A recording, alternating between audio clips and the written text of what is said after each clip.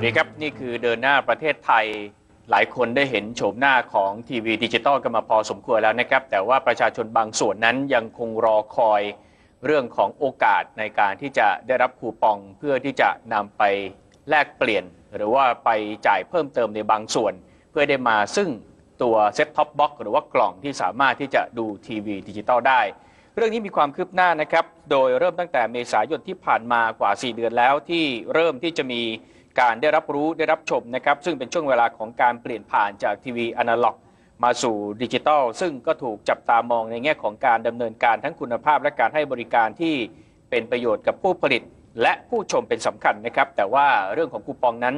ถูกจับตามองมากที่สุดครับซึ่งหลังจากที่ได้รับข้อสรุปเรื่องของราคากล่องรับสัญญาณทีวีดิจิตอลหรือว่าเซ็ตท็อปบ็อกซ์เพื่อการรับชมที่ราคา690 บาทและรวมไปถึงกระบวนการแจกทีวีแจกคูปองทีวีดิจิตอลนั้นตั้งแต่กระบวนการจัดพิมพ์การลงทุนด้านระบบ IT จุดรับแรกเพื่อให้ทันภายในเดือนกันยายนนี้ก็มีข้อสรุปเบื้องต้นนะครับโดยจะเริ่มในจังหวัดนำร่องกรุงเทพปริมณฑลเชียงใหม่สงขลานครราชสีมาซึ่งคาดว่าเมื่อแจกคูปองทีวีดิจิตอลแล้วก็จะทำให้ประชาชนได้เข้าถึงการรับชมทีวีดิจิตอลเพิ่มมากขึ้นนะครับข้อสรุปบางเรื่องออกมาแล้วแต่บางเรื่องจำเป็นจะต้องได้รับข้อมูลอย่างชัดเจนจากผู้ที่เกี่ยวข้องกับเรื่องนี้โดยตรงมากที่สุดนะครับวันนี้ทางรายการได้รับเกียรติจากท่านถากร ตันทสิทธิ์นะครับท่านเลขาธิการกสทชครับสวัสดีครับสวัสดีครับคุณอภิรักษ์ครับวันนี้ถ้าพูดถึงตัวเลขก่อนนะฮะ690 บาทนี้มาจากไหนและเป็นที่สุดหรือยังที่สุดแล้วครับก็คือตัวเลขมาจากเงินค่าประมูลขั้นต่ำที่เรากำหนดไว้ก็คือ 15,800 ล้านนะครับซึ่งตรงนี้ก็ไปหารด้วยจำนวนครัวเรือนณเดือนมีนาคม 2557 นะครับซึ่งมีจำนวนครัวเรือนทั้งหมด 22.9 ล้านครัวเรือนนะครับหารออกมาก็จะเป็นตกประมาณ690 บาท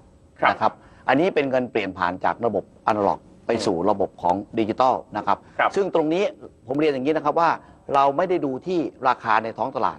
ของตัวเซ็ตท็อปบ็อกซ์ว่าออกมาเท่าไหร่นะครับแต่เราเป็นการให้เงินสนับสนุนให้กับประชาชนถ้าประชาชนอยากจะนำคูปองนี้ไปแลกส่วนลดของทีวีก็นำไปได้นะครับแต่ถ้าเกิดอยากจะซื้อเซ็ตท็อปบ็อกซ์เอาไปแลกเซ็ตท็อปบ็อกซ์ก็สามารถแลกได้โดยที่มีคุณภาพนะครับคุณภาพจะต้องไม่ต่ำกว่ามาตรฐานของกสทชที่กำหนดไว้ซึ่งเราจะมีตราของสติกเกอร์ของเราเนี่ยติดไว้ว่าได้รับมาตรฐานจากกสทชแล้วคูปองนี่จะแจกในลักษณะไหนยังไงครัวเรือนมีการคัดเลือกยังไงมีการกระจายกันยังไงครัวเรือนเนี่ยนะครับผมเรียนนะครับว่า1เนี่ยเราใช้ฐานข้อมูลณเดือนมีนาคม 2557 ซึ่งมีจำนวนครัวเรือนตามสมโนประชากรของกรมการปกครองนะครับ 22.9 ล้านครัวเรือนทั้งหมดนะครับวิธีการส่งเนี่ยนะครับเราจะมีการส่งตรงไปที่เจ้าบ้านหมายถึงว่าที่มีบ้านเลขที่อยู่ทั้งหมด 22.9 ล้านครัวเรือนนะครับทยอยส่งตามโครงข่ายที่ไปถึงนะครับตรงนี้ก็ต้องเรียนบอกว่าจะเป็นไปรษณีย์ตอบรับก็คือเราจะส่งผ่านทางบริษัทไปรษณีย์ไทยนะครับตรงนี้ก็ต้องเรียนบอกว่าที่ปัญหาของประชาชนบอกว่ามีบริษัทบางบริษัทหรือหลายๆบริษัทเนี่ยไปเสนออะไรไปรวบรวมบัตรประชาชนของพี่น้องประชาชนแล้วก็บอกว่าจะมาขอแลกคูปองกับทางกสทชไม่มีเด็ดขาดนะครับผมเรียนทางคุณอภิรัตน์ว่าไม่มีเรื่องนี้เด็ดขาดซึ่งเราก็ปิดแล้วถึงเขาไปเขาก็ทำอะไรไม่ได้อยู่ดีทำอะไรไม่ได้แต่อย่าให้เลยดีกว่าอย่าให้เลยกลัวเอาไปทำอย่างอื่นคือแลกคูปองกับเราไม่ได้แล้วเนี่ยกลัวว่าเอาบัตรประชาชนไปหลอกไปทำเกี่ยวกับเรื่องจัดซื้อจัดจ้างอย่างอื่นถูกไหมครับเปิดบัญชีธนาคารบ้างทำอะไรอย่างอื่นซึ่งจะเป็นเรื่องที่หลอกลวงประชาชนมานะครับของเราเองเนี่ยจะมีการพิมพ์คูปองนะครับก็คือ1มูลค่าของคูปอง690 บาทเนี่ยเราจะมีการพิมพ์โดยที่กำหนดบ้านเลขที่นะครับอันที่2ก็คือจะกำหนดเลข13 หลักของเจ้าบ้านลงไปด้วยรันลงไปในนั้นเลยเหรอรันลงไปในนั้นครับทั้งหมดเนี่ยก็เรียนบอกว่าทั้งหมดนี่จะถูกรันลงไปในนั้นทั้งหมดแล้วก็จะมีการส่งตรงไปโดยที่เป็นไปรษณีย์ตอบรับนะครับส่งตรงไปที่บ้านเลขที่นั้นแล้วก็มีชื่อเจ้าบ้านอยู่หลังจากนั้นเจ้าบ้านเนี่ยนะครับก็จะต้องนำบัตรประชาชนพร้อมกับคูปองของตัวเองไปที่จุดบริการรับแลกเปลี่ยนที่กสทชกำหนดไว้นะครับเราจะต้องใช้ทั้ง2 อันคู่กันแล้วหลังจากที่มีการตรวจสอบกระบวนการเรียบร้อยนะครับทางจุดบริการแลกเปลี่ยนก็จะให้ทางประชาชนเนี่ยไปสามารถที่จะเลือกเซ็ตท็อปบ็อกซ์ได้ตามความต้องใจของตัวเองนะครับถ้าเลือกเซ็ตท็อปบ็อกซ์ของใครแล้วนะครับก็หมายถึงว่าจะต้องนำสติกเกอร์ที่ผ่านการรับรองจากกสทชที่กำหนดว่าร่วมโครงการนี้นะครับมาติดอยู่บน คูปองก็ถือว่าหนึ่งสาเหตุที่มาติดอยู่บนคูปองหนึ่งเป็นการรับประกัน2 ปีครับใช้ทีเดียวให้คุ้มเลยนะตัวนี้ถูกต้องรับประกัน2 ปีว่าถ้าเกิดมีปัญหาขึ้นมาปุ๊บทางกสทช.เองจะต้องรับประกันให้กับประชาชนด้วย2 ปีในส่วนนี้จะต้องติดตาม2นี่ก็คือเป็นการยืนยันว่าประชาชนเองเนี่ยไม่ได้นำโดยที่ไปหลอกลวงแลกเงินสดกลับมานะครับมีการแลกโดยที่เป็นการแลกกล่องเซ็ตบ็อกจริงทั้งหมดนะครับอันนี้เป็นกระบวนการตรวจสอบของเราในการที่เราให้ทำย้อนหลังนะครับทั้งหมดก็ต้องเรียนว่าก็ขอร้องทางพี่น้องประชาชนว่ากระบวนการต่างๆเนี่ยอาจจะช้านิดนึงแต่เพียงแต่ว่าเป็นกระบวนการในการตรวจสอบทั้งหมดนะครับซึ่งตรงนี้ผมเรียนนะครับบอกว่าเงินที่ใช้มันไปตามวัตถุประสงค์จริงๆถูกต้องครับอย่างที่เราลงทุนกันไปที่บอกว่าตอนแรกจะมีการลงทุนในการทำฐานข้อมูลครับ900 กว่าล้านตอนนี้เราก็ยกเลิกกระบวนการนี้แล้วเพื่อเป็นการประหยัดเงินแล้ววิธีการตรวจสอบตัวนี้มันทำได้เหมือนกันทำได้เหมือนกันแล้วก็ไม่ต้องใช้เงินอะไรมากแต่เพียงแต่ว่าอาจจะมีกระบวนการที่อาจจะใช้คนในการตรวจสอบมากยิ่งขึ้นแต่ก็ลดกระบวนการในการใช้จ่ายเงินให้ได้มากขึ้นครับนั่นหมายถึงว่าเราเคร่งครัดกับเรื่องของการทำคูปองออกมาทีนี้ถ้าเกิดสมมุติว่าคูปองของเรามันเกิดไปหลงไปรษณีย์ผิดบ้านหรือไปไม่ถึงเราคนอื่นก็ใช้ไม่ได้ครับทีนี้ขณะเดียวกันถ้าเกิดสมมุติว่าบ้านชั้นไม่ได้ด้วยเหตุอะไรขัดข้องก็ตามเราก็สามารถที่จะเรียกร้องสิทธิ์ของเราได้เพราะไม่มีใครสามารถเอาของเราไปใช้ได้ถูกต้องครับเราจะมีศูนย์ call center ของเราอยู่แล้วหรือว่าของบ้านชั้นอยู่ในแอเรียอยู่ในพื้นที่ที่เขาบอกแต่ทำไมบ้านชั้นยังไม่ได้ถูกต้องครับก็ร้องเรียนมาที่เราส่งข้อมูลมาที่เรานะครับผมเรียนนะครับว่านะครับบางคนเนี่ยมีหลายบ้านเนี่ยแต่ไม่ได้เป็นเจ้าบ้านมี3 หลังแต่เป็นเจ้าบ้านหลังเดียวก็จะได้รับแค่หลังเดียวนะครับเราจะถือว่าบ้านเลขที่นั้นเนี่ยไม่มีเจ้าบ้านอยู่ก็คือไม่มีคนอยู่ถูกไหมครับก็จะไม่มีการส่งคูปองออกไปแต่อย่างใดเพราะฉะนั้นก็จะเป็นสิทธิ์ของพี่น้องประชาชนคนอื่นเขาที่จะรับไปนะครับแล้วพวกบ้านที่เป็นคอนโดที่เป็นห้องแถวครับอย่างนี้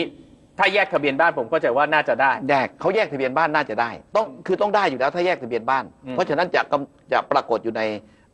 ทะเบียนบ้านของกรมการปกครองอยู่แล้วแต่ถ้าเป็นห้องเช่าทะเบียนเดียวแต่มีหลายคนอยู่อันนี้อาจจะยังไปไม่ถึงผมใช้ไม่ได้แน่นอนครับไม่ได้แต่เพียงแต่ว่าเรามาเช่าอยู่แต่ภูมิลำเนาเดิมเราอยู่ที่ต่างจังหวัดคุณต้องมีบ้านที่คุณเป็นเจ้าบ้านอยู่ตรงนั้นอยู่แล้วถูกต้องครับจะต้องส่งไปต่างจังหวัดครับทีนี้ขอถามในแง่ของตัวกล่องผมใช้คำว่ากล่องรับสัญญาณหน่อยเพราะว่าก่อนอันนี้ก็เคยตั้งคำถามกันว่า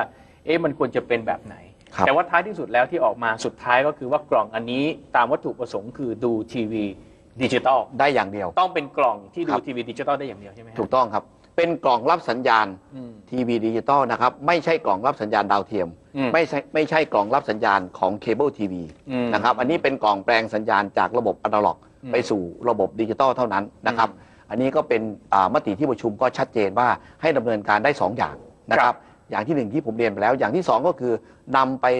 แลกส่วนลดในการจัดหาทีวีดิจิตอลได้นะครับถ้าประชาชนอยากจะซื้อทีวีใหม่ก็นำ690 บาทเนี่ยไปเป็นส่วนลดได้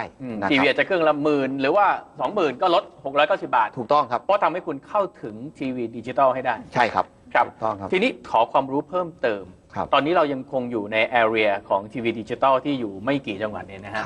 ในระยะกลางระยะไกลเนี่ยมันมีเส้นหรือมีเงื่อนไขเวลาที่จะทำให้ประชาชนทั่วไปได้มีโอกาสเข้าถึงทีวีดิจิตอลได้เต็มพื้นที่เมื่อไหร่ตามแผนของเราเนี่ยนะครับก็คือภายในระยะเวลา3 ปีเนี่ยจะครอบคลุมพื้นที่ไม่น้อยกว่า 80% นะครับ 80% แต่ภายในระยะเวลา1 ปีเนี่ยจะต้องครอบคลุมพื้นที่ก็คือหมายถึงว่าจำนวนครอบครัวเรือนที่ออกมาทั้งหมดเนี่ยนะครับไม่น้อยกว่า 50% ภายใน1 ปีเพราะฉะนั้นเนี่ยในเดือนกันยายนเนี่ยนะครับจะมีการแจกคูปองออกไป4 จังหวัดนำร่องเนี่ยก็คือมีเชียงใหม่นะครับสงขลานครราชสีมาแล้วก็กรุงเทพมหานครและปริมณฑลนะครับแล้วเดือนตุลาคมหรือพฤศจิกายนจะแจกต่อไปอีก11 จังหวัด11 จังหวัดเนี่ยหมายถึงว่ารวมกับ4 จังหวัดแรกเนี่ยนะครับก็อาจจะมีสุโขทัยนะครับอุบลราชธานีอุดรธานีขอนแก่นระยองสิงห์บุรีสุราษฎร์ธานีพวกนี้นะครับในกลุ่มที่จะต้องแจกออกไปผมต้องเรียนนะครับบอกว่า11 สถานีที่ออกไปเนี่ยจะสามารถครอบคลุมได้ทั้งหมด39 จังหวัดในจำนวนครัวเรือนไม่น้อยกว่า 50%เพราะฉะนั้นเนี่ยภายในปี 2557 นี้นะครับคูปองที่แจกออกไปเนี่ยจะไม่น้อยกว่า 11.5 ล้านใบทั้งหมดนะครับซึ่งประชาชนจะสามารถเข้าถึงทีวีดิจิตอลได้ทั้งหมดเนี่ยไม่น้อยกว่า 50% ทั้งหมดนะครับก็ต้องเรียนบอกว่าภายในปี 2557 เนี่ยเราจะมีการแจกคูปองออกไปตามกระบวนการนี้ทั้งหมดครับณจนถึงวันนี้ผมเชื่อว่าบางคนที่เข้าใจเรื่องของทีวีดิจิตอลแล้วแต่บางคนเนี่ยฟังก็ยังไม่ค่อยเข้าใจเพราะว่าช่วงนี้เรามีทั้งเคเบิลดาวเทียมเรามีทีวีดิจิตอลขึ้นมาใหม่ครับวัตถุประสงค์จริงๆอยากให้ย้อนกลับมาที่จุดตรงพื้นฐานเลยว่าพอเราเปลี่ยนจาก3 5 7 9 11ไทย PBS เป็นทีวีดิจิตอลแล้วเนี่ยหลักๆทีวีดิจิตอลคืออะไรแล้ววัตถุประสงค์ของทั้งหมดเนี่ยคืออะไรคือคำว่าทีวีดิจิตอลเนี่ยนะครับมันเป็นฟรีทีวีคำว่าฟรีทีวีเนี่ยคือประชาชนดูแล้วไม่ต้องจ่ายตังค์ติดเสาหรือติดกล่องก็อันนี้ก็คือสามารถดูได้ไม่ต้องเสียตังค์ถูกต้องครับเดิมนี่ฟรีทีวีของเราเนี่ยมี6ช่องนะครับ3 5 7 9 11ไทย PBS นะครับวันนี้เรามี24ช่องบวกกับของช่องสาธารณะอีก3ช่องก็คือช่อง5ช่อง11แล้วก็ไทย PBS นะครับ3ช่องเป็น27ช่องนะครับก็ต้องเรียนบอกว่าสาเหตุที่เราเรียกว่าดิจิตอลนี่ความชัดมันจะชัดมากกว่าในระบบอนาล็อกไม่มีฝนตกยิกถูกต้องครับใช่ครับแล้วก็ที่สำคัญที่สุดคือเป็นฟรีทีวี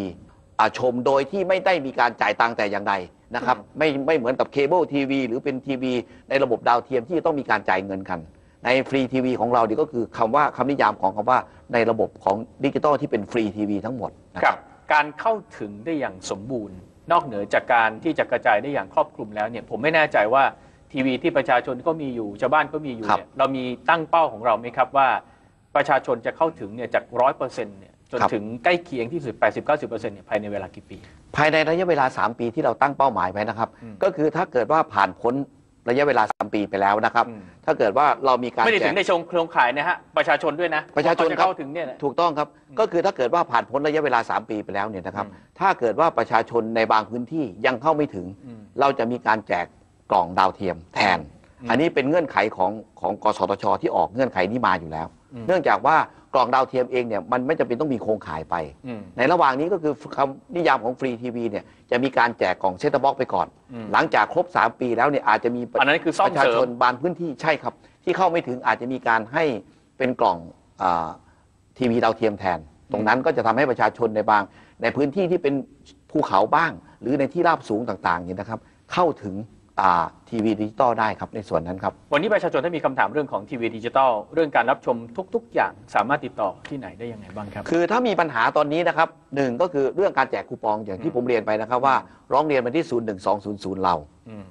เพราะว่าผมเข้าใจว่ามีหลายๆคนเนี่ยหลายๆบริษัทเนี่ยไปดำเนินการเช่นนะครับรวบรวมบัตรประชาชน